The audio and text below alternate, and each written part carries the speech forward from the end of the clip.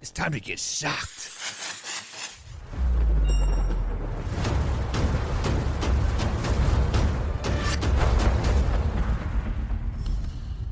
What is up, Man Hour Nation? Michael Buckhatcher here with the Man Hour. We start every morning show with some shocking news, some how to get shocked, brought to you by Shocked Energy. Link is in the description if you guys want to check out some Shocked Energy. But, title topic of today's show, Carson Wentz is back in the NFC East, obviously, and this is a good thing for the NFC East. Why? It makes the NFC East a hell of a lot more competitive. Hands down. Right off the bat, Carson Wentz to the NFC East, to the Washington Commanders, makes the NFC East that much more competitive. Carson Wentz is now the number 2 ranked quarterback in that division, right behind Dak Prescott, obviously. And Carson Wentz has gone to a damn near a perfect situation in anybody's eyes. They had the best coach in the division in Ron Rivera. Not even close, right? They had the best defense in the division. He now has the best receiver in the division in Terry Macklin, and let's just be honest. This Washington Commander team is a damn good team with Carson Wentz. Let's look at some of the stats that Carson Wentz has. 27 touchdowns last season, 95 passer rating, averaging 240 yards per game over his whole career. He has played 84 games and has won 44 of those games. He was at MVP level before he destroyed his knee running into the end zone for the Philadelphia Eagles. They ultimately won the Super Bowl that particular year. Super Bowl champion. The only downfall for Carson Wentz right now, the only downfall is his recklessness. He's a little bit reckless, rough around the edges per se. But let me ask you this question. Is Josh Allen reckless? Hell yeah, he is. Is he a damn good quarterback? Hell yeah, he is. Patrick Mahomes, does he fall in that reckless category? Definitely. Definitely reckless. Would you have Patrick Mahomes on your team? Hands down. Best quarterback in the NFL right now, right? Do you know who else was reckless? Brett Favre, Hall of Famer. Now, I'm not saying Carson Wentz is going to be a Hall of Famer. Don't get that twisted whatsoever. But guys, Carson Wentz back to the NFC East makes him a top 5 quarterback in the NFC. Think about it. Who else in the NFC is there? Yes, there's Tom Brady. Yes, there's Aaron Rodgers. No dispute that. 1 and 2. Hell, you could even probably put them 1A and 2A. Or 1A and 1B, I mean. Number 3, who do you got? Kirk Cousins. Good quarterback, right? Maybe Jimmy G. Maybe Dak Prescott. Look no further than Carson Wentz. Guys, Carson Wentz is going to destroy the NFC East this year. He is going to destroy it. He's going to have a damn good season in the NFC. Carson Wentz is a top 10 quarterback in the league, a top 5 quarterback in the NFC.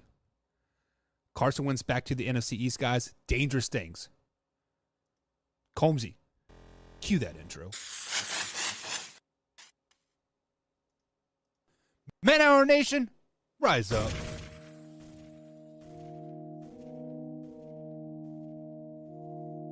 You know on the beat every time, no. I would like to personally welcome you to Man Hour After Dark. Say that thing. While I bring you the host, Mike, Buck, and Cone. You know who's coming to the stage. Sports talk than what you about to hear right here. I second that. Go. You know that it's us when we talking about sports. Giving you facts on the field to the core. Tune in, we need the support. 1 hour too short, then listen some more. On all your stations, not dropping no music. Starts like Adidas, but Nike just do it. Down 4 in the 4th, we go for the win. Michael 2 seconds, we taking it in. Buck, Mike, and Combs, you know what's going on. Man, now we're After Dark, no LA, we the big spark. No 4th and inches won't cut you short. Got the best talking, it's all sports. Buzzing more than buzz beaters. We coming live all through your speakers, go. And what is up, Man Hour Nation? Michael Buckhatcher here with the Man Hour. Be sure to head over to manhourradio.com and check out the merchandise page. We got the fresh logo merch there. We got the Beastie merch. We got the Team Buck merch. We got the Takeaway 22 merch over there as well. Guys, it is a great thing over there at manhourradio.com. Of course, we got the blog section happening. We got the breaking news. We got the forums. Anything you want that is sports related, over at manhourradio.com. Check it out, guys. You will not be disappointed. Also, if you guys are new here, on youtube.com/manhour. Hit that subscribe button, hit that like button, and share this with a couple friends as well. Sharing is caring, and that's how we do over here at Man Hour Nation. We are dabbling here in the morning show here, so if you guys are liking the morning show, let us know. We are still doing the clips. We're doing the clips to every 3 hours out there, so all East Coast time. We got 8 a.m., we got 11 a.m., 2 p.m., 5 p.m., 8 p.m., 11 p.m., then turn around at 2 a.m. and 5 a.m. Man, that's like 7 to 8 clips a day we're giving you guys. So right here on the show, we clip some stuff out. I'm going to add some graphics to it, make a little spick and span there. And then, of course, we got our blog writers over there that do write blogs and their opinions over there at manhourradio.com. Today's show, guys, we got a little barn burner today. We're going to talk to 5 worst offseason NFL moves thus far. I got 10, but I'm only going to give you 5 today, 5 here later in the week, and then of course we got the 5, and then we have 10 best moves throughout the season. The Kansas Jayhawks come back from 15 points down to win a national championship. So big shout out to them. Sorry, I just got a little sick saying congratulations to Kansas Jayhawks. Today is Tuesday, so that means we ain't got no time for that. Hell no, we don't got no time for that. We got an interview lined up with Will Loving Watts. He is a college basketball player from right here at Bellarmine University, right here in Louisville, Kentucky. And of course, we're going to have Combs eye test coming up. And we got Combsy on the phone here in hour number 2 on the Man Hour. And what else we got? And that's a lot of show happening tonight, guys, or this morning. I'm so used to tonight, but this morning. So if you guys are watching this here, shout out to all the refs that are out there. Give me a hashtag ref here. So guys, we do call the people out in our chat, the refs. So if you guys, don't like something, throw a flag on play. Like, you know what, Buck? That is crazy. You are talking out your ass on that one. And sometimes I am and sometimes I'm not. But guys, definitely this is a live interactive show. So feel free to jump in the chat anytime you want to. Or you can also find me out on the old Twitter machine at manhour_buck. And that is where we get ain't no time for that. Way or no way. What else do we got there? We got factor crap and what does and would you rather. All that stuff. You guys can hit me up on the old Twitter machine. At manhour_buck. The DMs are obviously open, or you can just tweet at me, and I usually get it. I mean, I'm not very good on the old Twitter machine, but I'm getting a little tinker dinker there, and I'm an IT guy, so I can figure it out. But let's get the show started here, guys. Off right. So the Kansas Jayhawks won the national championship last night. They were down by 15 points at halftime. I was watching the game at work, and I was like, man, do I even want to waste my time watching this game? It was 40-25 at halftime. Kansas just looked like total dog crap. They came out firing early. It was like a 10-3 league. I believe it was. I walked away and I come back. I'm like, man, it's 25-23, walked away again, come back, and his halftime is 40-25. I'm like, what the hell happened? So obviously I got a chance to rewatch the game, and North Carolina first half, they're firing on all cylinders. They looked great. My man from Jared from Corner Booth Podcast would be, I can see him right now jumping up and down. He's like, this is over. He is cracking open that beer, having a grand old time. But then the wheels seamlessly just fell off of the North Carolina Tar Heels. Like, it was 52-53. They were battling back and forth. And then, what was it? 4.3 seconds left in the game. It was 71-68, I believe the score was. Kansas was up by 3. They're inbounding. All they had to do was get the ball in downs, make a free throw, and the game was over. But my man threw the ball inbounds and went out of bounds. Turnover. Kansas Jayhawks turned it over on the Tar Heels side of the court. So the Tar Heels had 4 seconds left to make a 3-point shot. They had a not so great look in the air, and they airballed it. Ultimately, the Kansas Jayhawks won. This is Bill Self's second championship. They're over there at Kansas. It was 13 years between championships. It was the second longest drought of any coach at one school. So But obviously, big shout out to the Kansas Jayhawks. They've been dominating the Big 12 for a very, very long time. And I told Jared yesterday on yesterday's show that that the Kansas Jayhawks they're a better team. I did predict them to win by 12. Obviously, I was about 9 points off, but in the end, they pulled it out. I'm not going to gloat by any means, just because many people were picking the Kansas Jayhawks. It was easy. It was the easy bet, right? So it was just, in the end, congratulations to them.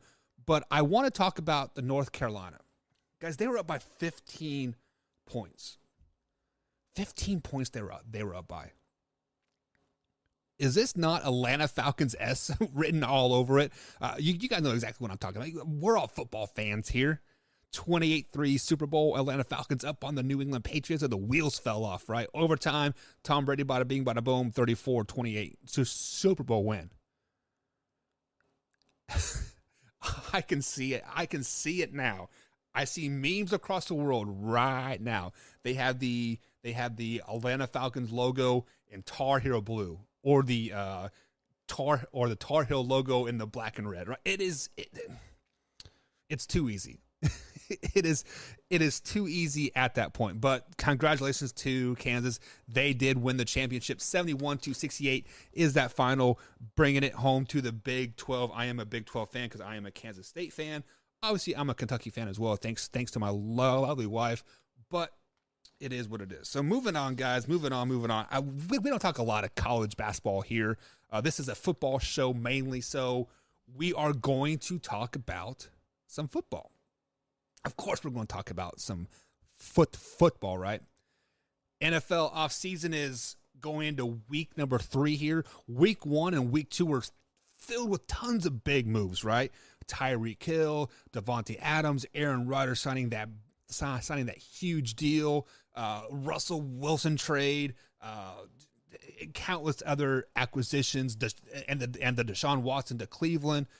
There have been so many big moves, but I have wrote down 10 of the worst offseason moves so far that I think has happened. But I want to give you guys 5 today. We're going to say 5 tomorrow here. But number 1, the 5th worst move of today, Mitchell Trubisky to the Steelers. Now, I love the move on the Pittsburgh Steelers part. I love the fact that they got Mitchell Trubisky at a cheap price, $14.55 million, 2-year deal, right? Very, very cheap to get possibly a placeholder, prove it to me quarterback, right? But what I don't like about this was that the Pittsburgh Steelers were in the Deshaun Watson sweepstakes. They were one of the front runners, if we remember correctly. But then they kind of put their cards out there and say, you know what, we're signing Mitch, and it is what it is. And if Deshaun wants to come, he wants to come. So obviously, Deshaun Watson doesn't want to compete for a starting job, which he wouldn't have competed for a starting job. But that puts Mitchell Trubisky at a what the heck type of situation there, right? It's the same way he was back in Chicago. So what I don't like about the move is that the Steelers jumped on him so quickly. Was Mitchell Trubisky a sought-out opportunist? Maybe. Like obviously, the Saints liked him, and there are some other names that were floating around for Mitchell Trubisky. But in the end, why I don't like this move is because they jumped too early when they were in the front running for the Deshaun Watson trade there. Number 4, Mike Williams signing. The LA Chargers, right? Is it the LA Chargers, San Diego Chargers? The Chargers, whoever they're going by now. Right now, I think I lost my thing in my ear thing. I don't know what happened. No, it's still there. I don't know. For whatever reason, it's echoing real bad. But Mike Williams signing for the Chargers was a complete head scratcher. So when you look at Mike Williams' stats over the whole year, yes, they were good stats, right? But if you break it down to half of the season, the first 8 games of the season, he was spectacular, right? What did he do for you the last 9? Absolutely nothing. Absolutely dog crap. I mean, he was a shell of himself the last 9 games of the season. He has been in the league for 5 years, only has 1 season over 50 catches. 1 season over 50 catches, and they give this guy like $20 million, or what was it, $25 million. I don't have that contract, but it was a lot more than franchise tag, and the franchise tag was $18.5 million. So that tells you something, like whatever his contract was. I should have looked it up. But one of the biggest knocks on Mike Williams is, for one, he drops the ball a lot. Mike Williams is basically like a 50-50. Is he going to catch the ball or not? I mean, obviously it's not that bad, but still, when you get paid to catch the damn ball and you're dropping it more times than not, that does not warrant a big contract like he got. Number 2, he never seems to be healthy. He always has a nagging hamstring, ankle. For whatever reason, he cannot stay healthy. So the reason why I do not like this signing is because that the Chargers could have got him on the franchise tag for $18.5 million. They could have put him on the franchise tag and said, prove it to me. Prove it to me that you are worth this big deal. Prove it to me that you can, produce for a full season. Give me 50 catches. That's all. That's all I'm asking for. Give me 50 plus catches for your second time ever. So Mike Williams' signing for the LA Chargers was obviously very, very, it wasn't dumb, but they definitely overpaid for it. Number 3, Buffalo Bill fans, you guys are going to go up in arms and like in this because for whatever reason, you guys think the Von Miller signing was the greatest thing since sliced bread. I'm going to tell you why Von Miller was not a very good signing. For one, Von Miller is 33 years old. Okay, you guys signed him for 6 years. He turns 34 sometime during this NFL season. I don't know his, and I know his birthday. So at the end of his contract, he'll be damn near 40 years old. 6 years, $120 million, overpaid for a guy that hasn't produced over 10 sacks in the last 4 seasons. One time he has 10 sacks over the last 4 seasons.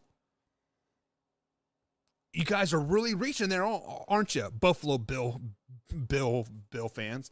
I know you guys love Von Miller. I know you guys doing all great stuff in free agency and offseason, right? You guys are making some good moves. This Von Miller signing was dumb. 6 years, $120 million for a 34-year-old defensive lineman that has 10 sacks one time over the last 4 seasons. And health issues. He's been injured as well. Worst offseason signing, number 2, the Atlanta Falcons, trading Matt Ryan for peanuts. They traded Matt Ryan for a 3rd-round pick. Now, yes, we know Matt Ryan's 37 years old, right? But he is a former league MVP. Matt Ryan is still a good quarterback. He still has some stuff left in the tank. He is going to do good things in Indianapolis. But obviously, you guys could not mend what you did to Matt Ryan's ego when you went after the Deshaun Watson thing. When the Deshaun Watson thing ultimately fell through for the Atlanta Falcons, the whole team was up in arms. This team was flat out done and over with, right? So I understand you had to get Matt Ryan out of town to save face, but for a 3rd-round pick for a former MVP that led your team to the Super Bowl in 2016. Yes, I know it's 6 years ago, right? But still, it's still Matt Ryan, still the face of your franchise. 3rd-round pick. Now, the worst offseason move so far, in my opinion, is the whole Green Bay Packers offseason. They lost MSV. They lost Devontae Adams. They signed a huge lucrative deal for Aaron Rodgers. And now they're trying to transition to a running style offense. I got to scratch my head on this one. Green Bay Packers, what are you guys doing? You guys lost the best receiver in the NFL for a 1st round and a 2nd round pick. Yes, you can maybe turn those into some good draft picks. I get it. You lost MSV to free agency. Yes, I know he was not producing, but he like without Adams there, he could have produced. He could have done you guys some good things. You give Aaron Rodgers $150 million over the next 3 seasons. If Aaron Rodgers decides to retire after the second season, you guys are screwed. $40 million of dead cap hit, and then you want to transition to a running style offense. What? You have the best quarterback in the NFL, one of the best quarterbacks in the NFL, signed to a 3-year deal, and you want to run the damn ball more? Oh, because you don't have any receivers, because you gave everybody up. So the Green Bay Packers losing Devontae Adams and MSV, signing Aaron Rodgers to this big lucrative deal, that is the worst offseason move so far. Hands down, that is dumb. Sorry, Green Bay Packers fans. I know you guys are not, we don't care that Devontae Adams left. He did good. The Green Bay Packers ownership knows when to let the receivers go. They let Freeman go, and they let Jordy go, and now we're going to let Devontae Adams go. Whatever. You guys are so full of shit.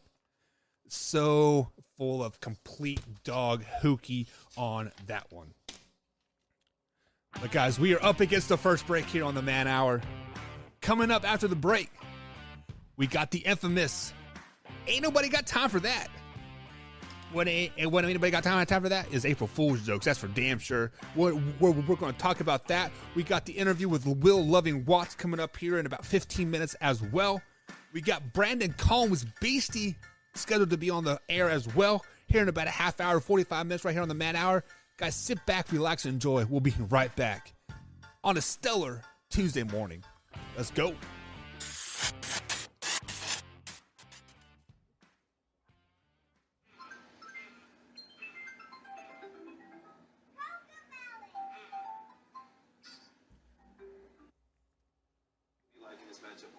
I give a slight edge, Mike, to Marquette because they're playing on their home court, and Marquette's been taking care of business on the road.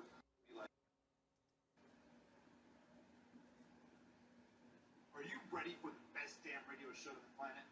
Man Hour Nation, rise up.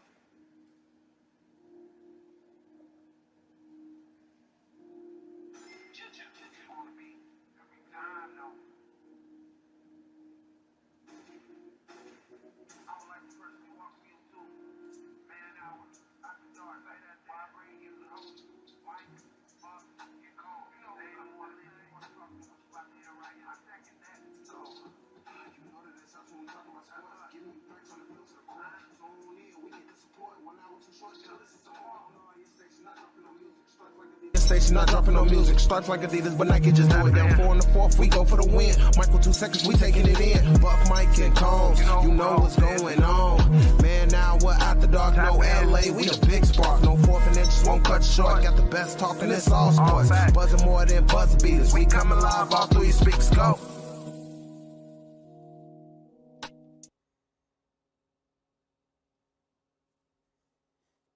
You're watching Man Hour. Hit that like button, baby.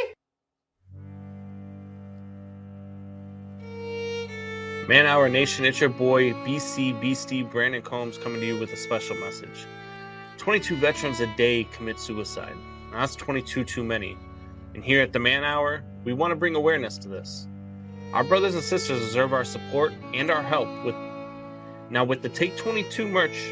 It's a small opportunity to show our appreciation and support to our veterans and take a small step to ending veteran suicide and treating PTSD properly. Every dollar spent on our Take 22 merch will be donated to the cause. So Man Hour Nation, rise up and show your support.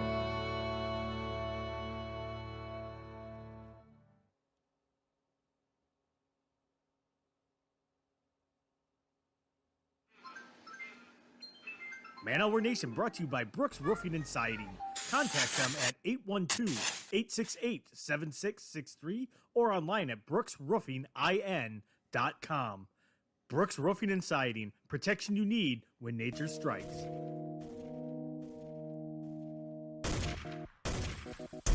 And welcome back to the Man Hour, guys. Michael Buckeiser here with the Man Hour. You can find me on the old Twitter machine at manhour_buck. This is a product of Belly Up Sports. You guys can find us on bellyup.tv. If you're going to miss any part of the show whatsoever, of course, you can find us on Spotify, iTunes, and iHeartRadio, and pretty much anywhere you can find your podcast form. But definitely check it out on Spotify. We're doing a real good big Spotify push this particular week, and I want you guys to go ahead and download the latest episode. So I get them up in the afternoon, so we record like we do live in the morning. Got to get them up in the afternoon, right before I hit the hay. So guys, be sure to check us out on Spotify. But of course, if you have Roku TV or Apple TV, search for Belly Up Sports. That's 3 words, Belly Up and Sports. And we are on Belly Up Sports on Roku and Apple TV at 8 a.m. and 3 p.m. East Coast time. 2 different shows for you guys here. But if you want to watch us live, raw, and uncut, check us out on youtube.com/manhour, 6 a.m. East Coast time every Monday through Friday. So guys, it is roughly a half hour and end of the show here, and it is a Tuesday edition here of the Man Hour. And every Tuesday, we do a special segment called "Ain't Nobody Got Time for That." Ain't nobody got time for that. Ain't nobody got time. Ain't nobody got time. Ain't nobody got time for that. Ain't nobody got time for that. Ain't nobody got time for that. Ain't nobody got time. Ain't nobody got time. Ain't nobody got time for that. And guys, ain't nobody got time for that is exactly what it is. We have 5 or 6 topics here that we have pulled from our Facebook group, and we basically don't have time to talk about it, but we're going to talk about it anyway, just because that's what we do, right? We ain't nobody got time for that. So the first ain't nobody got time for that. I mean, obviously it is April 5th here, but April Fool's was just a few days ago, and apparently now it is a cool thing to do to post all these trading memes out there. You know, Patrick Mahomes to the Miami Dolphins because he wants to play with Tyreek Hill. Travis Kelce is going to go play baseball with the Cubs. You know, there are tons and tons of those trades. And quite frankly, guys, that is the stupidest, most childish thing that you could possibly do. Make up these fake-ass memes. Make up these fake-ass, I want to fool everybody thinking that Patrick Mahomes is going to the Miami Dolphins to play to Tyreek Hill. It is absolutely stupid. April Fool's is not meant to be on social media, okay?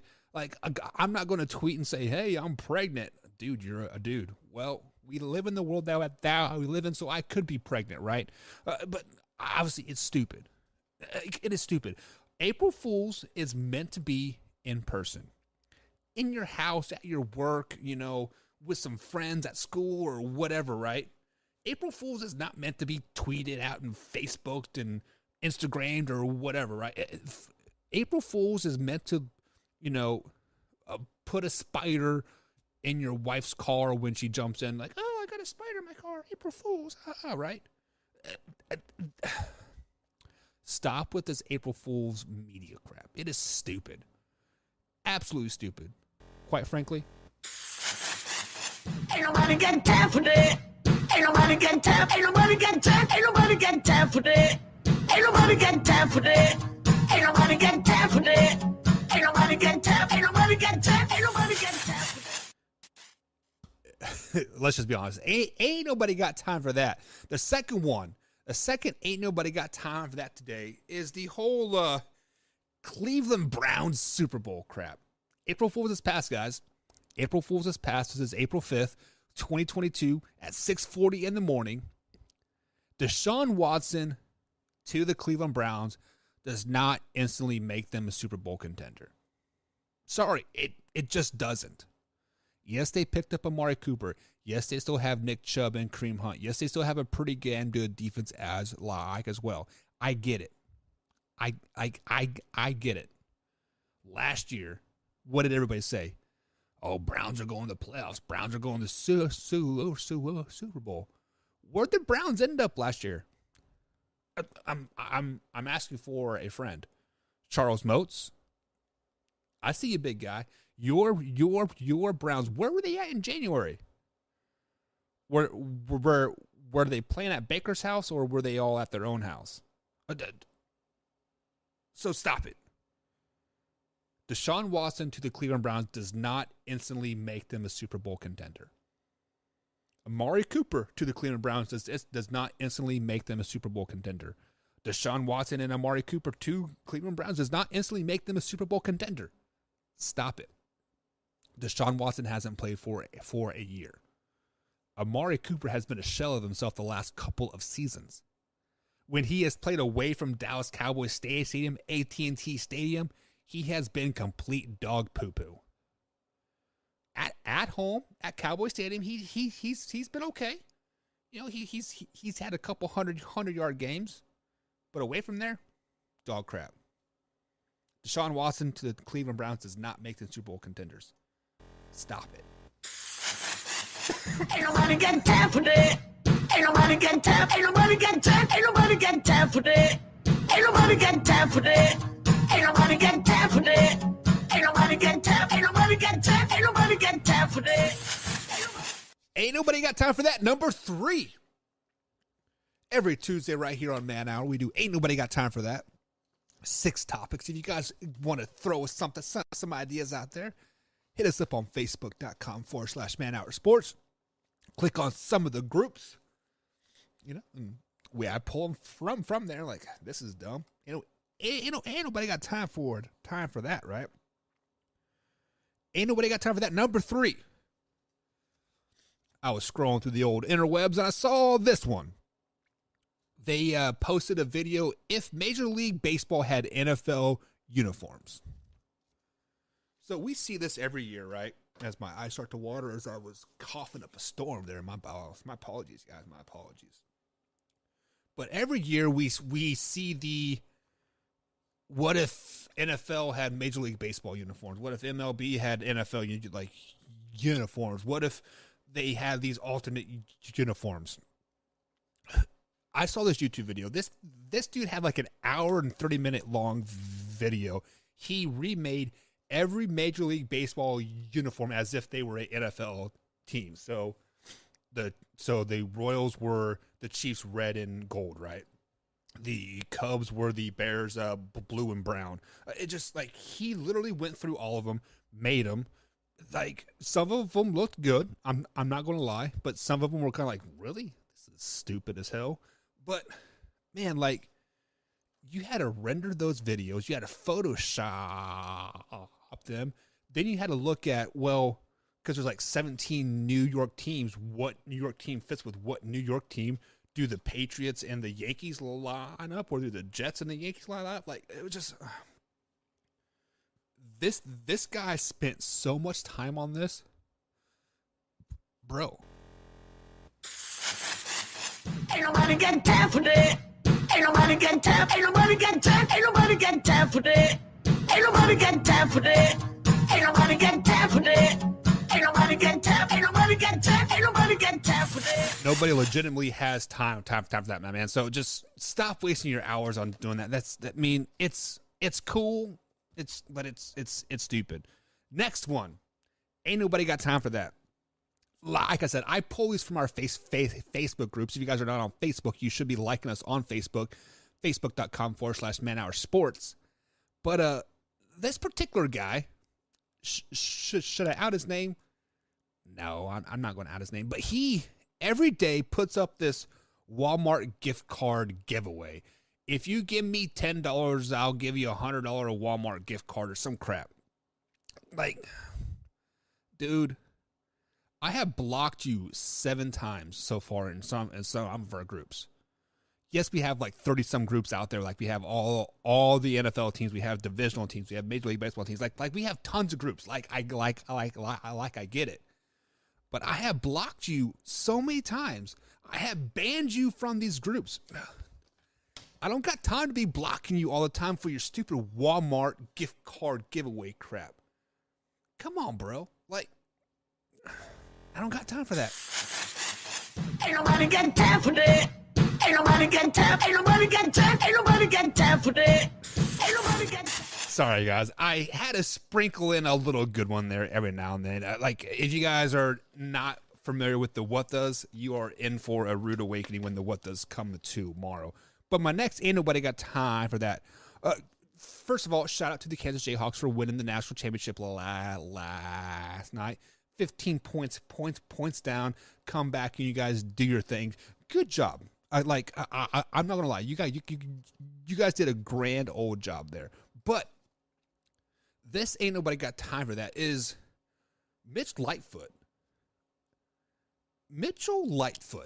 Have you been at the Kansas Jayhawks for like 15 years, my man? Me and my wife have been married for almost 5 years, and I remember watching you play Kansas State when Dean Wade was there, when the Kansas State Wildcats beat her Kentucky Wildcats in the NCAA tournament to make it to the Elite Eight. What is up with all these Kansas players and being there for like 9 years? Like, Mitch Lightfoot was like one of them, and then they had that Azuka guy or whatever, that big man from like Brazil. Like, he was there forever, and then it seems like every year they have like this guy that is there for 6 or 7 years. How do you guys get away with this? First of all, you guys were already buying your players before it was legal. Then you have like these 10th year seniors. Like, is Mitch Lightfoot coming back for a 12th season next year? Like, how do you guys do that? Seriously, how do you do that? Ain't nobody got time for that. Ain't nobody got time. Ain't nobody got time. Ain't nobody got time for that. Ain't nobody got time for that. Ain't nobody got time for that. Ain't nobody got time. Ain't nobody got time. Ain't nobody got time for that. Ain't nobody got time. And that is going to be it for Ain't Nobody Got Time for That this particular Tuesday, guys. Coming up here after the break, we do have an interview with Will Loving Watts. Seniors over here at Jeffersonville High School. They are committed to play at Bellarmine University next year. So Will Loving Watts and Jalen tags team this interview coming up with us. Like our man Wyatt Williams set it up for us. Hashtag waffle for Wyatt there. So guys, we'll be right back after this break.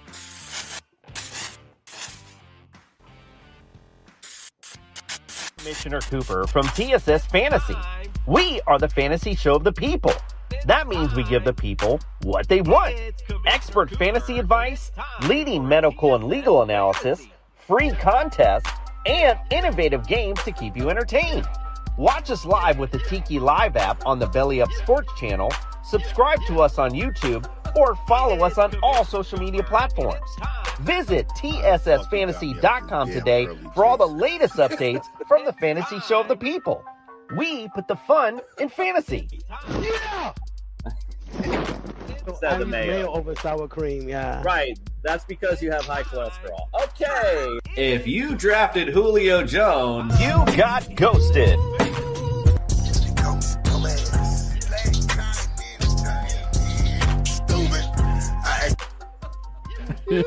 This is amazing. TSS Fantasy is like an orgasm. If I had a cigarette, I'd smoke it. I'm pumped to be here. This is the show of shows. TSS Fantasy, the fantasy show of the people.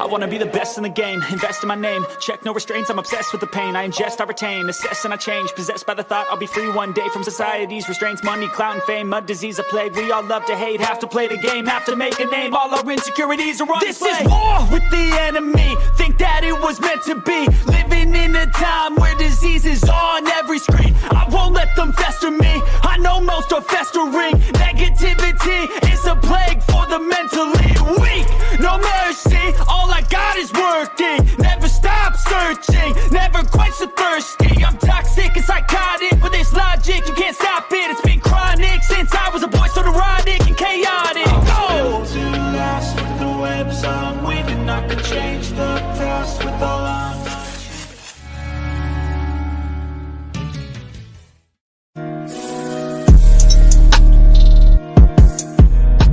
What is up, Man Hour Nation? It is the Wyatt Williams, and I am here with the Jalen Fairman and the Will Loving Watts. What is going on, guys?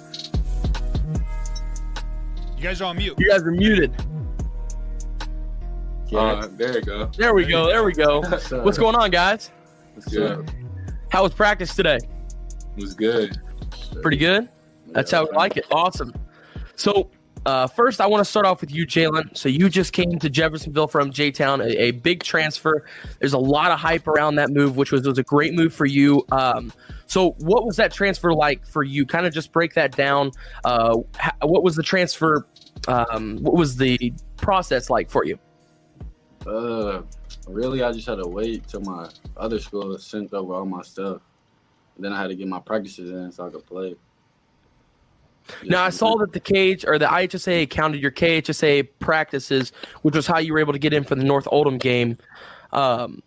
Is there a certain number of practices for the KHSA, or is it just kind of show up and play? What's the regulations over there? We could just show up and play over there. Okay.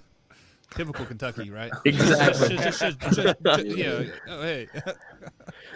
So, Will, I'm going to bring up a picture here for you as I ask you this question. So, you've received a ton of attention from Division I colleges. You released this picture of your offers and interests, as we see here. So, what does it mean for you to look at that list and see all these teams that are interested in you? I mean, there's some big schools there, man. Bradley, Louisville, IU, Purdue, and Virginia Tech, some Illinois too. Some guys that are in the top 25 at this moment. So what does that mean to you to have these people interested in you and wanting them to come play for them? It's really cool that they're reaching out to me. The coaches text me a lot, and it's really cool that they have a lot of interest in me and stuff. So hang on one second here. Let's bring up this picture.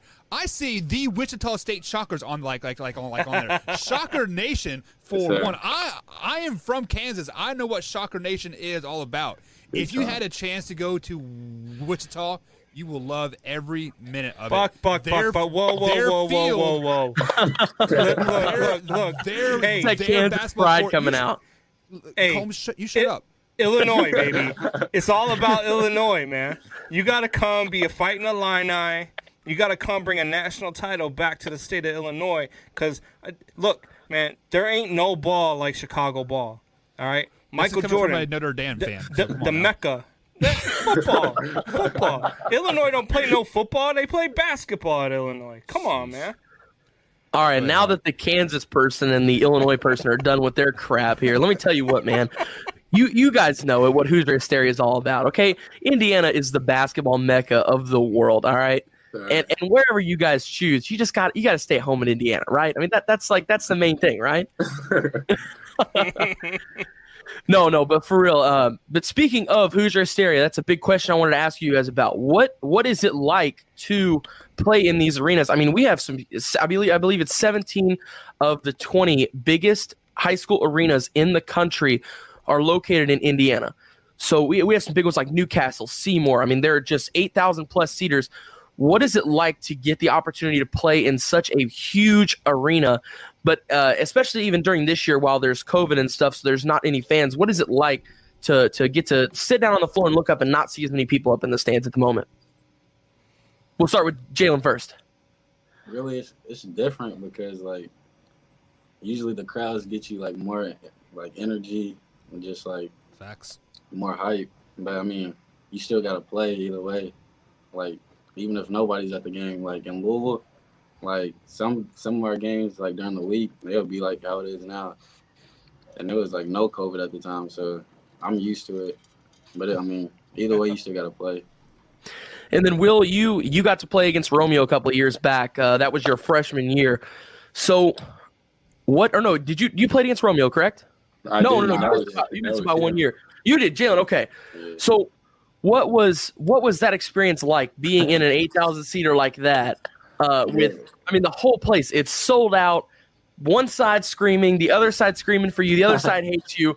What is it like to be caught in the middle ground on that? And Will, I'll ask you as well, because you've been there at a packed Seymour Stadium as well. So what is that like? We'll start with Jalen, then we'll go to Will. But what is that like to play in an atmosphere like that where there's 8,000 people around you just screaming? It's crazy because, like, you really can't even hear nothing on the court for real. Like, it just be, like, loud. I mean, it's fun, though, because, like, it just all the attention on the court looking at you, so it's just fun. And then Will? The momentum switches is crazy. Like one side might hit a 3 or something going crazy. One school is going crazy, and you hit it to come down, dunk it or something. And then they go crazy for you. It's just crazy. Like the atmosphere is just wild. Absolutely. No, I call games up there every single year, and I can tell you right now, with a headset on, you can't hear yourself talking at times when the whole place goes nuts. Because, I mean, it's like, I believe I didn't get to call this game, but Romeo versus Floyd Central, just looking back at that game, that was my freshman year. I didn't get to call that one, but I remember they did the sound decibels in it, and I don't know all the numbers on that stuff, but it was like, I think 10 less than Seattle Stadium. Like, and it was a 2,000-seater gym, and they got it that loud. I mean, it just – the atmosphere is electric. It's crazy. And like I said, like in those headphones, sometimes you got to like turn them down real quick because they're like blowing your eardrums out. So, I mean, is there any moments where you got to like cover your ears or anything? It gets too loud? Never a time where I had to cover my ears, but there's definitely times where like I couldn't hear my coach calling plays and stuff. It's crazy.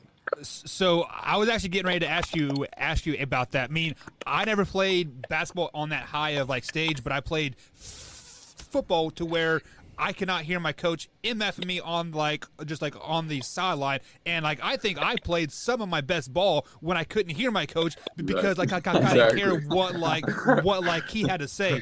Do you guys think you guys play more free and more fun like in the years past when you couldn't hear your coach call like all these plays and zone defenses and stuff like hey man, just let me play? Like, do you think you play better like that? Yeah, you get more freedom. You got to really come together with your teammates too. Yeah. Right. So communication is key in those moments. Right. You got to come together every play. So when you guys are looking for colleges and stuff like that, I am a Kentucky fan because my wife makes me. But I have seen Coach Cal. He is probably the worst X's and O's coaches out there. Do you want to play for a coach that is going to try to coach the athlete out of the kid, or do you want to just like, hey, just let me play? I want to coach to, really like work on my athleticism for sure. I want to coach to like utilize me in the best way that's going to help the team. So, Will, you answered the question, and let me bring up that picture again. And I know one coach that would do that for you very, very well. Yeah, he'd be right here in Illinois, and he would do that for you. He'd let you play ball. He'd let you do whatever. So Will, Jalen, these guys are tossing you guys some softball. So I got two questions for you before I let Wyatt take over and go at you guys. The first one here, I'm going to go at you, and I do this with every kid that we have on here. I want to know from each one of you, one guy in the NBA right now you would love to cross up. LeBron. Everybody wants to go after the GOAT. Yeah, I don't. Yeah, I just want. Jalen, same answer. Yeah, LeBron.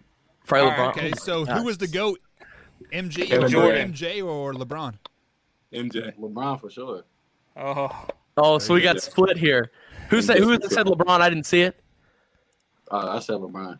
Attaboy. There you go, Jalen. You know what's up over here. Will's definitely correct. Will's definitely correct. So I think I already know the answer to my next question just by the answer to that question. But Will and Jalen in a game to 21, 1-on-1, who's winning? Ooh. I'm gonna take that. I'm gonna take that one for sure. I gotta get that.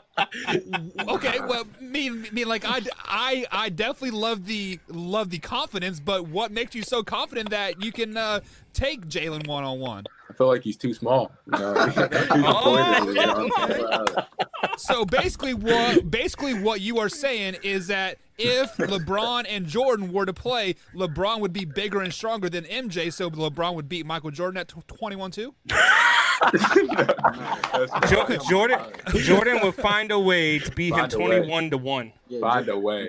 Oh my gosh. So what you're saying is Jalen won't find a way. But he won't find a way. Exactly. He won't find a way.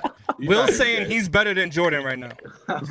So Jalen, now I got a serious question for you because I have experienced a lot of kids coming from the state of Kentucky to Indiana to play ball, whether that's basketball, baseball, football, which we'll talk about that later. But nonetheless, is it because of the COVID situation that is there, or do you think Southern Indiana just has better basketball than Kentucky? Yeah, it like over in Indiana, it's like teams will really scout you like to like every dribble move that you would do. In Kentucky, like you would just scout like who the best player is and just stop them. But over here, like they be scouting like the littlest stuff that you would do in the game. So it's so we talked with Will a lot about colleges and stuff. Now, Jalen, I'm sure you have some Division I eyes on you as well. What are some of the offers and interests that you have right now? I got interest from Columbia, Holy Cross, Miami of Ohio. Awesome. Okay, awesome. So, both of you, this is the question I was really excited to ask. Will, you've spent some time with Brandon Razor Moore, not only while he was at Jeff, but also before he went to J-Town, but also now that he's back. And then, Jalen, you played with him in Kentucky at J-Town. So, I mean, he's an incredible basketball player, another D1 talent just like you guys. So, what is it like to get to share the ball with another guy on the court like that? You know, Studemeyer is great as well, and all the other guys on your team. But just specifically since Razor Moore, you guys have played with him. You know, Jalen played with him in Kentucky. Will play with him here as well. So what is it like to share a locker room and a court with him? What is he like on the court? He's hilarious. He's hilarious. He's a great player. You know, he really likes to shoot. He has a great shot. You know, he can shoot it from anywhere. So it's great to play with a player like that. Absolutely. And then Jalen? Yeah, he stretches the floor for get pressure off of you, really, because you can't leave him open. If you do leave him open, he's just gonna hit it. Yeah, so it's fun to play with him. So you guys mentioned that. I mean, you guys are all smiles. You guys joking back and forth, talking about Brandon as well. I mean, I've talked to Coach Grants a lot. I spend a lot of time with Coach Grants, whether if it's in radio, TV, I come down to your all's coach's office and hang out with him sometime and talk to him. I like to pick his brain. He's a really smart basketball guy.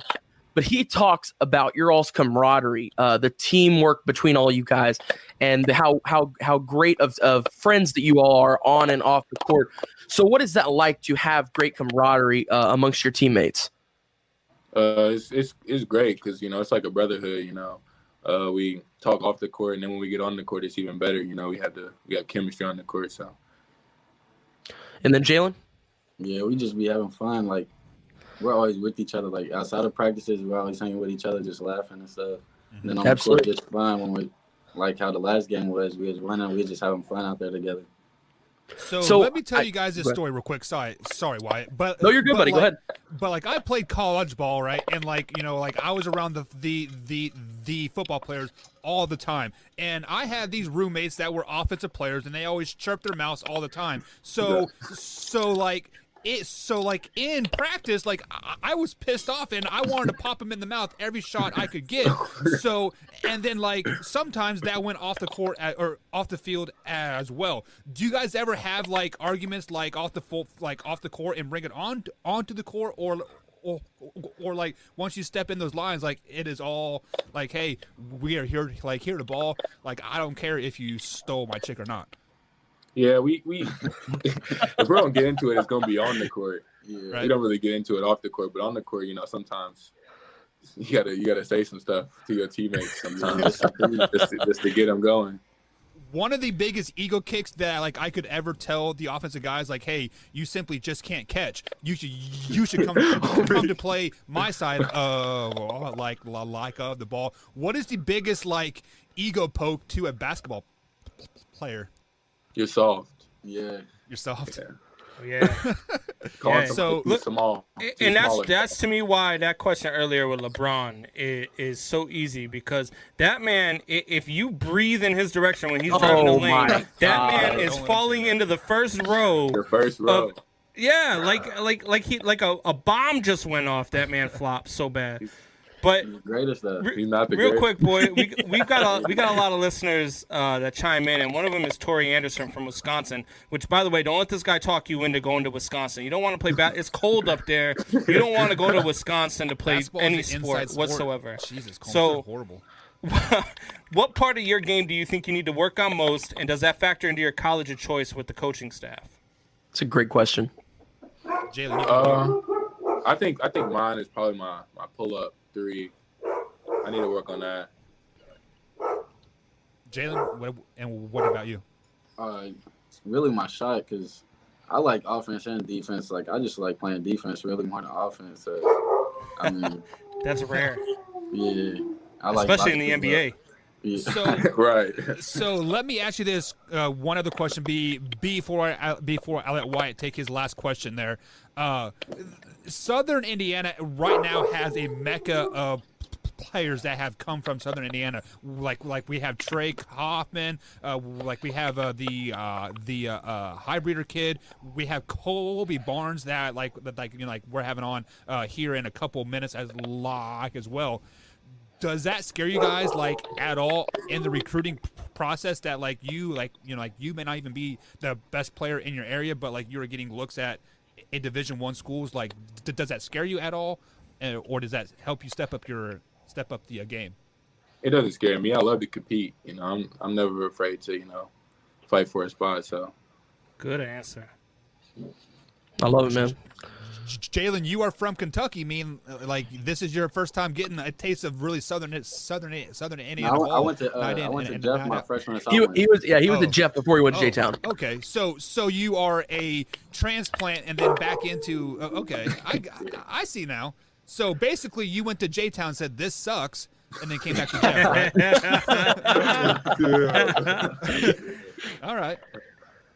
Go ahead, Wyatt. Yeah. So my last couple of questions for you guys here. The first one, we mentioned it a couple of minutes ago, Coach Grant. It's his first year as head coach at Jeff. How has the locker room atmosphere been? I mean, both of you guys have spent years at Jeffersonville now. You know what the locker room atmosphere was like before. So what is the locker room atmosphere like now with Coach Grant? I mean, Coach Grant's, he's not afraid to, state his opinion. He's not afraid to say what he is loud. Yeah, definitely. I mean, yeah, I like him for I like him now. I really like him. He's a great coach. Yeah, he pushes his players to be the best they can be. Absolutely. So, Will, this question's for you. So we've talked a little bit about, or not a little bit, we've talked a lot about Jalen coming over from J-Town, but with his entrance to the team, how has that affected the team so far? We saw he came in for the first time the other night against North Oldham, which, Jalen, you played great, by the way.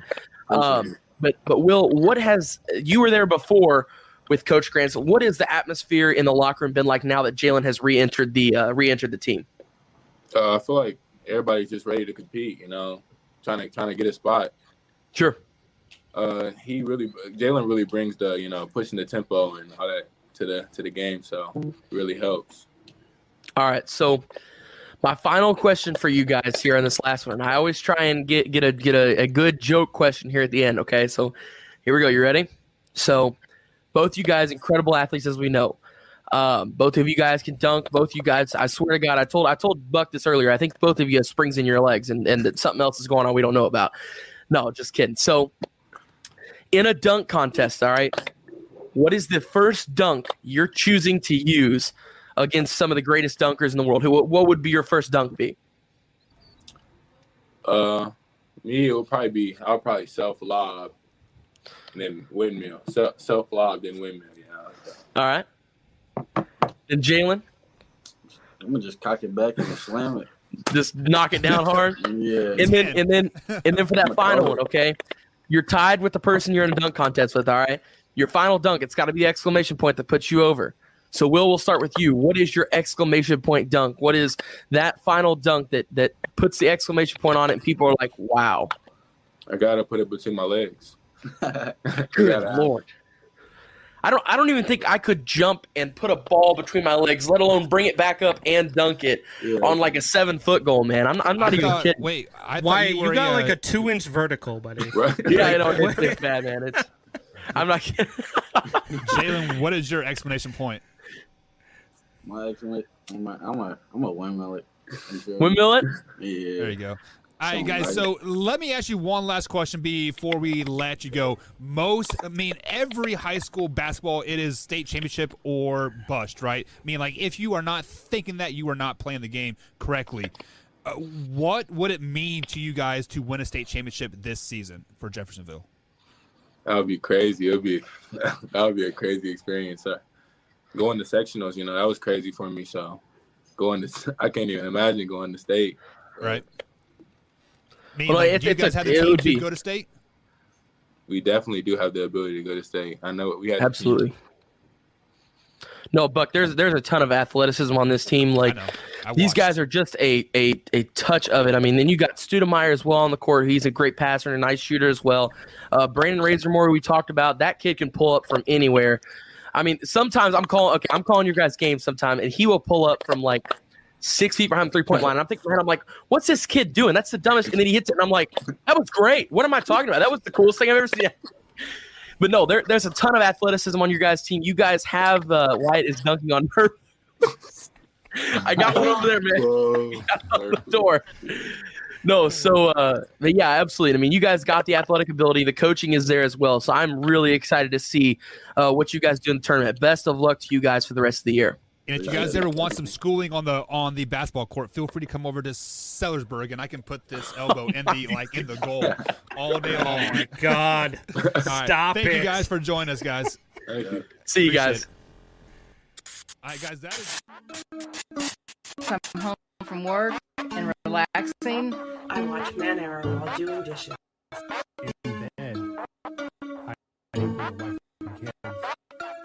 What do you do when your husband and kid are obsessed with the Man Hour? You watch it with them.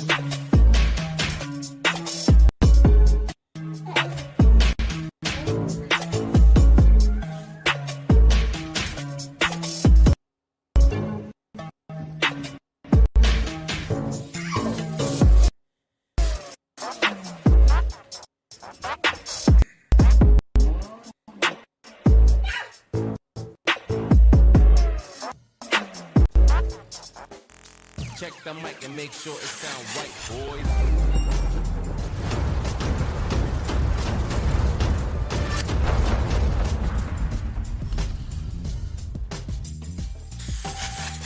Welcome back to the Man Hour, guys. I have no idea what was going on with that commercial there, but whatever.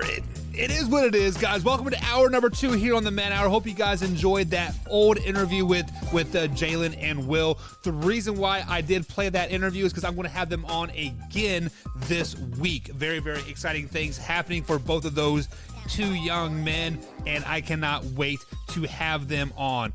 So big things happening for those two guys. But every day at this time of day, we try to get the man, the myth, the legend himself on the phone. And that is no other than Beastie Brandon Combs. As you guys hear the phone ringing, I want to get the man on there because I want to talk a little bit about Mitchell Trubisky. I want to talk about how sexy he is. So, Beastie, what's going on, my man? Cappuccino Blast. Oh. He's ordering a cappuccino blast, guys, so he is going to get that nice heart attack right before the work day, and I'm going to give him another heart attack. So, guys, quickly get 911 on the phone because, Beastie, dude, you're 41 years old now. You need to start worrying about your cholesterol, your blood pressure, and maybe not order a double cappuccino, just order a single. Come on, man. You know, look, I've got to get my caffeine in. It's early. I'm working these 13 to 14-hour days, so I need all the caffeine I can get right now. Well, it's called the afternoon rush. But, Combs, if you get some of that Shocked Energy nasal spray, you just snort it a little bit, bada bing, bada boom, you're good for 5 hours, baby. I'm serious. That's called cocaine. No, it's Shock Energy, guys. Link is in the description. So, Combs, are you ordering some Starbucks? Are you a basic white bitch or what? No, I'm at Dunkin', man. I don't do that Starbucks. Okay. Starbucks. So Dunkin' is the basic white Chad. Got it. Okay. Yeah. So, are you back in your car? Are you leaving? Are you ready to talk some sports? Oh man? yeah. I'm on the highway now, headed into the shop. All right, so let me pick the correct button there. There we go. I need to get your picture on, like on here. Like I got the selfie in my phone. I just need to import it. But guys, we do have Brandon Beastie Combs on the phone here, as we do every day, right here at 7:15, right here on the Man Hour, East Coast time, obviously. But Combsy, earlier this week on Monday, actually, I had Jared from the corner booth on. We had a great conversation with Jared from the corner booth. What was that? Last Thursday or Friday, or I can't remember. But he compared your man Mitchell Trubisky to Andy Dalton. What are your first initial thoughts when you hear that? You know, it's probably not a bad comparison. It's not. You know, I still think the jury's out on Mr. Trubisky. I really do. I think he got he was stuck with a terrible head coach who clearly didn't care about him. I mean, we've all heard the story about, or at least, you know, those listening to Man Hour heard the story, because I've told it a couple times where, you know, Mitch Trubisky called a meeting with Matt Nagy because he had ideas on how they could fix the offense, and Matt Nagy just never showed up. And then the next week, Mitchell Trubisky got benched. So, to me, Mitch Trubisky is going into his rookie season right now. But the difference between Mitchell Trubisky is Mitchell Trubisky is going into his rookie season after having some pro experience and after having some game experience. He's just never had that coach that could bring him along. And him going to Pittsburgh, I think it could really be a good thing for him. Mike Tomlin is that coach. Mike Tomlin is that guy. And I think that Mr. Trubisky will actually be better when it's all said and done. I think he'll be better than Andy Dalton. I think we'll be more comparing him to the likes of, you know, maybe a Carson Palmer, or comparing him to somebody like trying to think of somebody off the top of my head. You know, maybe even starting to compare him to like I'm trying to think of a quarterback who won a Super Bowl but wasn't great, but was very, very good. You know? Trent Dilfer. How about that one? He was pretty decent. I mean, he wasn't horrible by like any means. How about Alex Smith? Alex Smith gets like knocked, but he was good. Yeah. Alex Smith was good. Yeah, no, that would be a great comparison, Alex Smith. You know, I think that would be more the trajectory that I would put him on. But right now, being compared to Andy Dalton for Mitchell Trubisky, I think that could be a good thing too. Because look at Andy Dalton. I mean, Andy Dalton wasted most of his career with the Cincinnati Bengals. Right. And you know, I mean, they did go to a couple playoff series when Marvin Lewis was their head coach, but they just never really put anything together. Like, they never really had that championship type team put together like the Bengals did this past season. And they never really built properly around Andy Dalton. So, you know, I think Andy Dalton's kind of in that same boat with Mitchell Trubisky, where he's just in a bad situation his entire career. Yeah, and I think when Jared was like saying it, like he was saying it like a bad thing, but I pulled some of Andy Dalton's stats, which I still think he is a top 15 quarterback in the league with the Saints this particular season. But here are some honorable mentions that he did with Cincinnati. He led the Cincinnati Bengals to the best start in their history in 2015. They started that season 8-0. He led them to 7 playoff berths, 5 in a row, and only has 5 losing seasons his whole time in Cincinnati. And you said it the best there.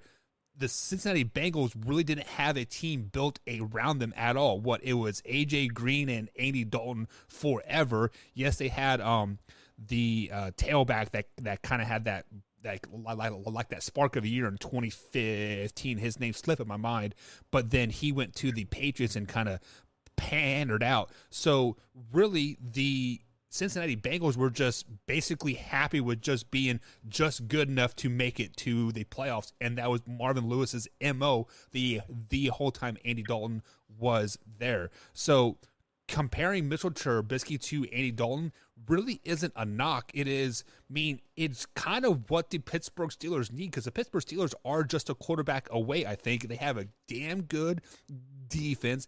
They have a pretty good receiver core, even without Juju. They have two really good running backs back there as well. I mean, the Pittsburgh Steelers are poised to make a pretty good run this year, don't you think? Yeah, look, I really think that Mitch Trubisky under, Mike Tomlin, I really think that he walked into a gold mine there in Pittsburgh because, look, the Steelers just don't have losing seasons, right? Like, Mike Tomlin had one losing season in his entire NFL career. He's had 0 losing seasons. Did they have a losing record this season? No, because they no, I think they were 8-1 this year, right? I thought they were 7.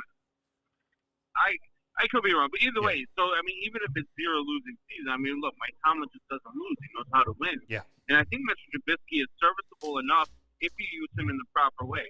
One thing that always frustrated with me about the Bears with him is the same thing that frustrated me last year with Justin Fields, is that they never moved the game plan to Mitchell's strength.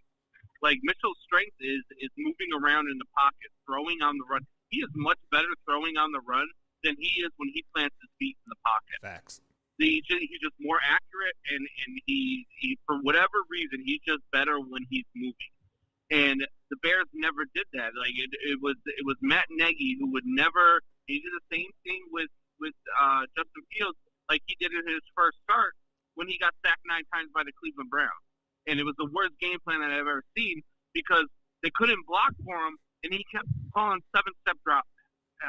Yeah. Like, there was no chance. He did that to Mitchell Trubisky his whole career, tried turning him into a pocket passer, and that's just not what Mitchell Trubisky is. Yeah. And I think that the Pittsburgh Steelers are more poised for Mitchell Trubisky because they just came off of that same type of quarterback, right? Because as good as Ben Roethlisberger was, when he was younger, they were winning Super Bowls, he was at his best when he was on the run, when he was moving around in the pocket. And that's always kind of been their MO, is they've always had their quarterback on the move. So I think that they are better suited for Mitch Trubisky. I think this could be a match made in heaven. Yeah, I think you are 100% correct on that. So I am glad you kind of transitioned to your Chicago Bears there, Bears a tad bit there, just because like I've been looking at some mock drafts, and some people over here on Belly Up Sports are doing their mock drafts as well, and Wyatt had his mock draft out there, and in the second round many people are speculating that the Chicago Bears are going to take the quarterback Desmond Ridder. What are your first thoughts about that? Like, should the Chicago Bears waste the second round pick on a quarterback that could possibly never see the field because you think Justin Fields is going to be a great quarterback in the league and is the franchise quarterback for the Chicago Bears? Are they wasting a second round pick if they do draft a quarterback? Well, I hope Wyatt chokes on a piece of cheese because it would be very Bears-esque for them to take a quarterback in the second round and waste a pick on a quarterback in the second round of this draft. It makes 0 sense for them to take a quarterback in the second round of this draft. If you take anything other than a wide receiver or an offensive lineman at this point, then you're not trying to build your team around Justin Fields, so you might as well just let the kid go and let him put his career on with a good organization. Because if that's what the Bears do, I'm telling you right now, I will lose my mind. Because you need right now to build around Justin Fields. And by building around Justin Fields, it doesn't mean going out and drafting another quarterback with your first pick, which is in the second round. Right. And that's not the way to instill confidence in Justin Fields. That's not the way to build around Justin Fields. The way to build around Justin Fields now is to get him some help at wide receiver. It's to get him some help on the offensive line. It's not to go out and get another quarterback that could potentially be your quarterback of the future or whatever you think it could be. especially a guy like Desmond Ritter. Like these guys, this draft is so poor quarterback wise. So if you're going to do that, I think you have to do kind of what the Eagles just did, right? The Eagles just traded to the Saints their first round pick this year for a different first round pick, and then a bunch more first round picks next year. Right. And so what they're doing, and you can tell, I mean, the writing's pretty much on the wall, right? With that right there, this is Jalen Hurts' time to shine. Either you're going to show us you're our franchise quarterback, or next year with these picks, we're going to draft a quarterback. Because next year's quarterback class, I mean, start watching Alabama, start watching Ohio State games. Those two quarterbacks are going to go in the draft, and they're going to go pretty high in the draft. So what they want to do right now is figure out who their quarterback is. So Justin Fields is in a little bit different situation than that with Jalen Hurts, because Justin Fields is now in his second season. He's now going to be with his second head coach. He's now going to be with his second offensive coordinator, his second quarterback coach. So it's basically like he's getting another rookie season. Right. And go ahead. So I just think that Justin Fields he doesn't need a quarterback to push him. And if the Bears are going to draft a quarterback, they're probably a year or two away from needing to do that, because they have no clue what they have in Justin Fields right now. Yeah, very, very true. But also on the flip side of that, Desmond Ritter is a white quarterback, and we know how racist your Chicago Bears are, right? For a long time, I thought the same way. I actually believe the year that we drafted Justin Fields, right before the draft, I had actually had that conversation about how they will never have a black quarterback as long as the McCaskies are there. And then, boom, they traded up to get Justin Fields. And then they went and hired a minority GM. And so I think they're starting to turn a new cheek. I think they're finally starting to wake up and realize that they have to evolve if they want to be an organization that is about winning. I think that they will get that. I'd be shocked if they took Desmond Ritter in the second round. I think some of that might be, that's the first I've heard of mock drafts where they're saying the Bears are taking the quarterback. Everybody I see, the smarter people who aren't Packers fans are saying that they're taking a wide receiver, and then an offensive tackle after that. So I don't believe they'd be taking a quarterback. And if any team in this division needs to take a quarterback, it's probably just Green Bay Packers, because their quarterback is going to have a horrible year, and he's going to be wanting out of Green Bay probably before the trade deadline. Yeah, actually, earlier in the show here, I gave my 5 worst off-season moves, and that was the worst off-season move, was signing Aaron Rodgers to that ridiculously big contract, trading away Devontae Adams, losing MSV, and now they're trying to change to a run-heavy offense. So completely do not know what's happening in Green Bay whatsoever. You got thoughts on that? Yeah, you signed Aaron Rodgers and lost the rest of your team. I mean, you lose Devontae Adams. You lose. I think they lost 3 key pieces on their defense because they couldn't afford to sign them. And they went to the Vikings. Yeah. And that's the thing, when you sign your quarterback, that you need to sign him when he's Patrick Mahomes' age, not Aaron Rodgers' age, right? Because then you have time to build back around him. You don't have time to build back around Aaron Rodgers. You sign Aaron Rodgers to this contract at 38 years old because you want to win now, and you can't win now when you're losing all of your best pieces because you signed Aaron Rodgers. It was a terrible signing. I know Packers fans loved it. I know Wyatt posted, I told you my quarterback wasn't leaving. Well, congratulations. He didn't leave, but everybody else did. Right.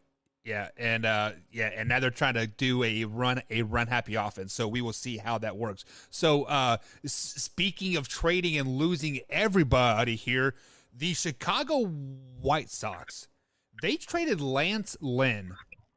Lance Lynn was supposed to be the ace for the White Sox this year, Combs. What are your first initial thoughts when you heard about that trade? So this is actually the first I'm hearing about this trade. Who did they trade him to? I believe those to the Angels, was it? I'm not for sure. Let me Google that for sure. But they did trade him from the Chicago White Sox. Lance Lynn had gotten hurt. That they traded him. It depends on what they got back. I mean, look, Lance Lynn is an aging pitcher.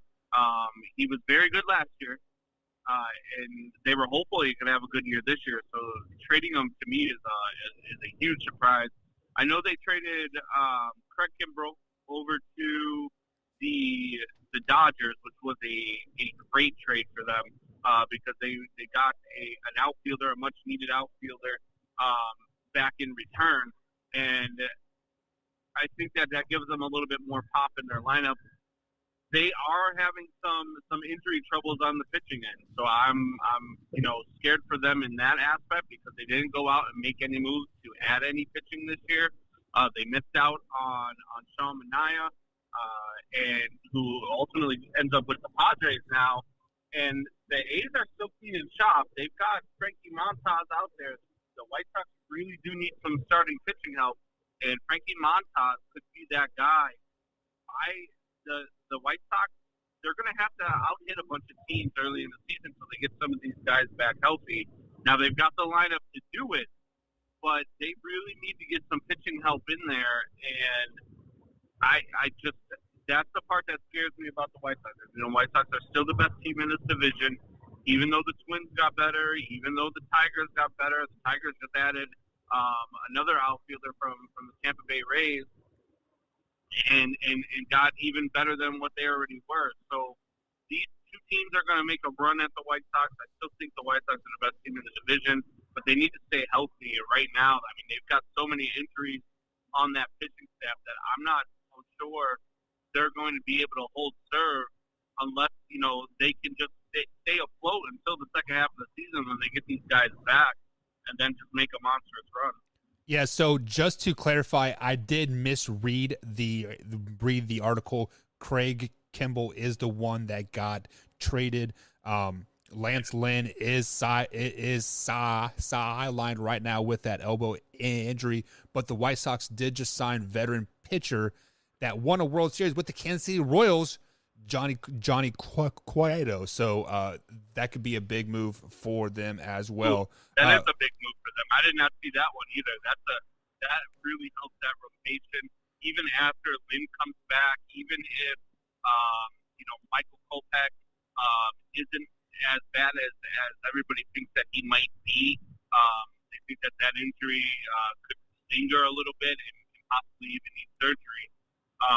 But signing Johnny Cueto, that's huge for the White Sox. I didn't see that one either. Yeah, that just happened literally within the last 3 or 4 hours here. He is they signed him to a minor league deal, and he is scheduled to make $4.2 million this particular season. So I don't anticipate him being in minor leagues for very long. No, he'll go and he'll make probably about 4 or 5 starts, and then be back up with the major league club by May. I guarantee it. He'll just go on a extended spring training, if you will.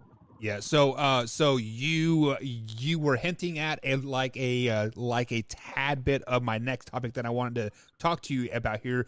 The Detroit Tigers did sign outfielder Austin Meadows from the Tampa Bay Rays. They are making big moves there as well.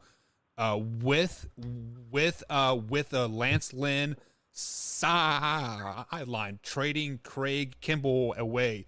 I mean, you kind of hint at it a little bit, but are your White Sox still the favorite in this AL Central Division, or something like the Twins or even the Tigers going to make a surprise jump?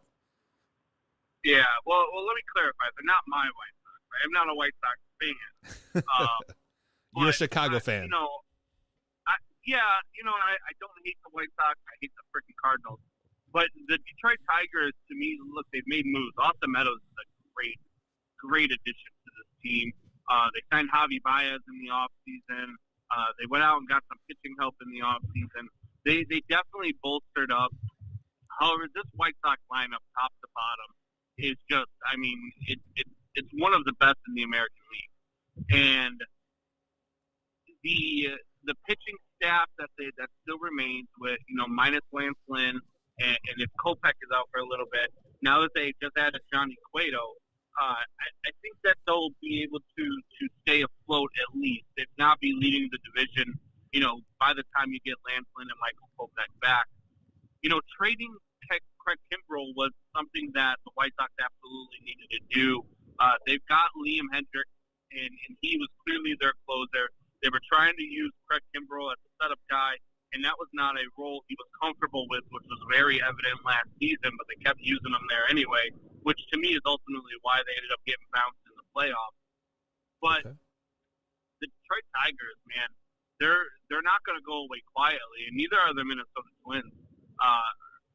And so I feel like the White Sox are still good enough to win this division. They're still the best team in this division when healthy. It's just a matter of how long is the pitching going to be depleted with Lance Lynn and Michael Kopech. And then once you get those guys back and you can insert Cueto in the fourth or fifth starter role, now all of a sudden you've also got the best pitching rotation in the league. And so I think the White Sox are going to be just fine. I do think they're still the favorites in this division, regardless of the Lance Lynn injury and regardless of the Michael Kopech injury. While those are still two big losses for them, I think that they'll be able to overcome that because they're so good offensively. Okay, so, and before I let you guys go, or before I let you go, guys, we were talking to Brandon BC Combs at @manhour_Combs on the old Twitter machine, my co-host, that we'll be having a phone conversation every Tuesday through Friday here about 7:15 East Coast time. MajorLeagueBaseball.com Combs came out with their opening day power rankings. At number 5, they have the Rays. Number 4, they have the Brewers. Number 3, they have the White Sox. 2, they have the Blue Jays. And 1, they have the LA Dodgers. Do you agree with those top 5? No, not at all. I saw that the other day. I choked a little bit on my water while I was, looking at it. And the Brewers at 4 boggles my mind. It really does. I don't understand where they're at. Do they belong in the top 10? Yeah, probably. But at 4? Look, they're going to be the best team in their division. Maybe the Cardinals will probably be the only team that can give them any sort of trouble. The Cubs aren't very good. The Pirates and the Reds, they've each got like 12 players that make more money than their entire payroll. It's like those teams aren't going to be very good. The Cubs are in rebuild mode, and so the Cardinals might be able to give them trouble just because the Cardinals, it doesn't matter who they could throw me and you on the team, and they would still compete for a world title. How do they always manage that? That's just crazy to me. I don't know, and it pisses me off. But they're probably the only team that with the Brewers that are going to give them any trouble. But the Brewers aren't. When you look at the National League right now, you've got to look at the Dodgers, the Padres, the Mets, the Phillies, I'm trying to think of other teams off the top of my head. How about the Braves? Hell, even the Braves, all of those teams right there. Like a lot of people, they put a lot of weight on that losing Freddie Freeman, but they did go out and get Matt Olson. Yeah. It's not like they went out and got some scrub. They went out and got another all-star first baseman who hits for a ton of power. So I don't put as much weight on them losing Freddie Freeman. A lot of people do. There are at least 6 teams in the National League alone that are better than the Brewers, and to have the Brewers up at 4, I cracked up. I was like, I can't even. And I even saw that even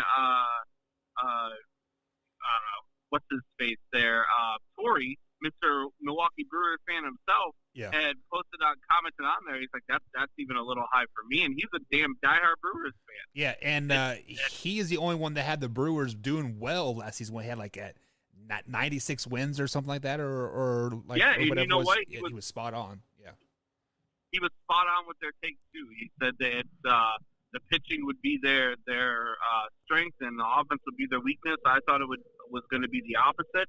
But he was dead on with his call last year. I do think that they are a good team. I mean, they went out and they added McCutcheon to that outfield, which is a very good pickup for them. That gives them the ability to DH guys like Christian Yelich, give them more time off. Maybe Christian Yelich can return to form. That's going to be another huge thing for the success of the Milwaukee Brewers is what Christian Yelich comes back and is like. Look, they've got some good pieces. I like Castanera. I like some of the guys that they got over there, but to put them at 4 in all of Major League Baseball, not even just the National League, in all of Major League Baseball, it boggles my. I want to know who made these rankings because I would slap the shit out of them because these rankings are like I've seen some bad rankings in my life, but these are some of the worst. I really think that they just threw darts at a board and all right, these guys are first. Oh, these guys are second. The Brewers at 4 is mind-boggling. So give me your top 5 before I let you go. So at number 1, obviously, is the Dodgers. At number 2, you got to put the Braves up there. At number 3, I would say probably trying to go off the top of my head here. I would say give me the New York Yankees. At number 4, give me the Chicago White Sox. And at number 5, I would say let's go with the Atlanta Braves. Are you sleeping on the Padres? No, the Padres are there. They just got to. I mean, they lost Fernando Tatis for 3 months. Yeah. He had that motorcycle injury where he fractured his wrist, and had to have surgery and put pins in it. So he's out until July. So it's going to be interesting to see how they cope with that. He's obviously the leader of that team, the face of that franchise. They do still have plenty of offensive power.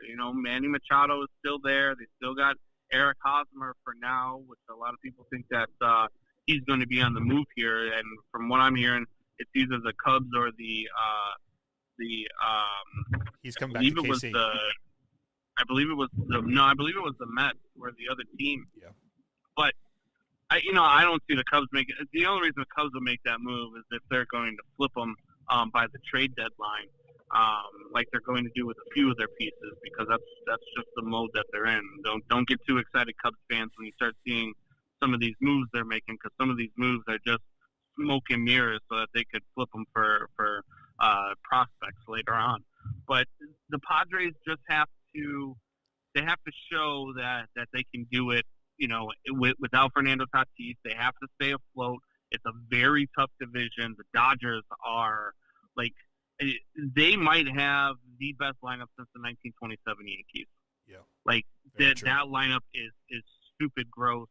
It's going to be a really tough division. By the time Tatis comes back, they might actually have a 15-game lead on the Padres. Yeah, I mean, I am looking at MajorLeague.com here, and they have the Padres projected at 86 wins. So, yeah, I mean that Fernando Tatis, the loss of Fernando Tatis really hurt them. And then they're pitching. They did get better with Sean Manaea though. So they're pitching 7 now. You got Darvish, you've got Sean Manaea. They've got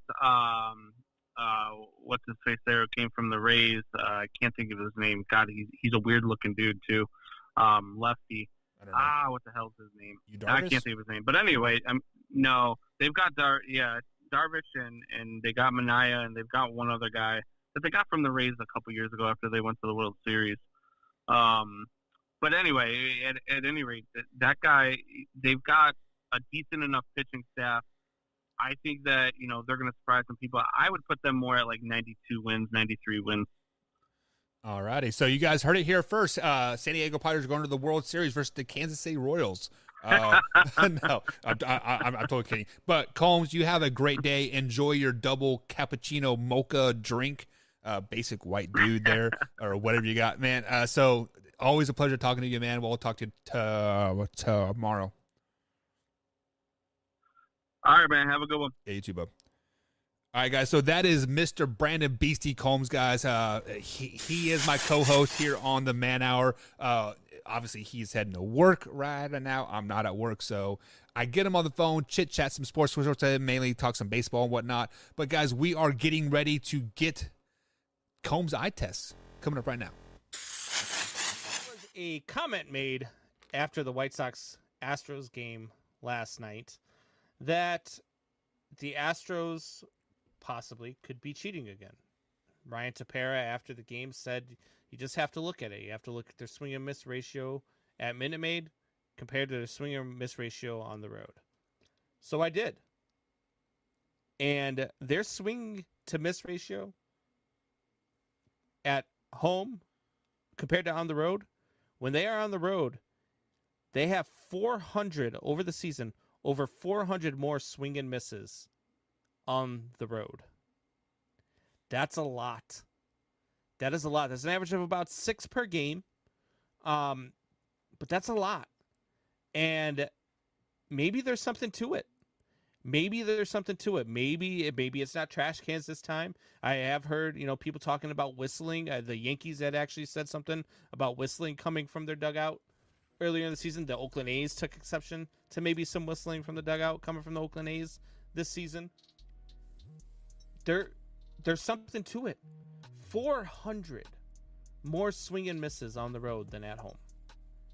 That is a ton of swing and misses. And then Dusty Baker wants to come out today and say, well, if you're gonna accuse me, you gotta look at yourself. No, Dusty. We have to look at the team that just got caught for this last year. The reason why you're the manager is because of this scandal. And it's still the same players. You wouldn't be the manager of this Houston Astros team if it wasn't for the fact that they all got a deal and got out of trouble for snitching on everybody who was doing it. And then the managers took the brunt of the blow. It's atrocious. And there's absolutely 110% something to it. Just look at the numbers. That's the eye test. All right, guys, that is my man, Beastie Combs, with the eye test. Guys, we are wrapping up the Man Hour here on this Tuesday edition of Man Hour AM. And we're going to end it up with some NFL quick hits, some transactions, and some stuff happened across the NFL here on April 4th. The Arizona Cardinals have announced that they signed tight end Steven Anderson to a 1-year contract. The Atlanta Falcons signed long snapper Bew Brinsky to a 1-year contract. The Falcons also signed former tight end linebacker Rashad Evans to a 1-year contract as well. Evans started 50 games for the Titans through his first 4 seasons in the NFL. The Buffalo Bills signed offensive lineman Ryan Bates to a 4-year contract, and the team also announced that they re-signing of running back of Tawaiian Jones to a 1-year deal. Cornerback The Carolina Panthers signed quarterback Chris Westerly to the team announced on Monday. The Chicago Bears re-signed tight end Jasper Horsted. The Cleveland Browns signed punter Corey Bozors to a 4-year veteran. The 4-year veteran has kicked the longest punts in the NFL the last 2 seasons, going for 72 yards in 2020 and 82 yards last season. Wow, that's crazy. The Las Vegas Raiders officially announced signing a quarterback of Nick Mullins. I don't know why they did that, but whatever. I guess they need a solid backup since Marcus Mariota is gone. The team also announced the Raiders re-signed defensive tackle Jonathan Hankins.